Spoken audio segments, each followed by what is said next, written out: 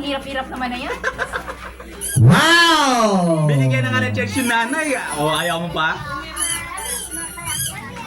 Parang ang hirap. Ayan. Kaya 500 yun eh. Talagang ganyan yung ano, pinaghihirapan. O, diba? Ayan. Kailangan talaga. Okay, mami. Ayan. Pwede niya pong ano, Ayan. ipaano. Grabe, wala man lang. Okay, sige. Bibigyan ka ng chance. Wala kang tumama kahit isa. Wala kang tinamaan ng isa.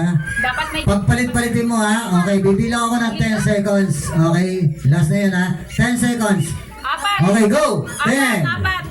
10, 9, hindi, pwede na ilipat lahat. 8, May tatlo pwede na. 7, 6, 5, 4,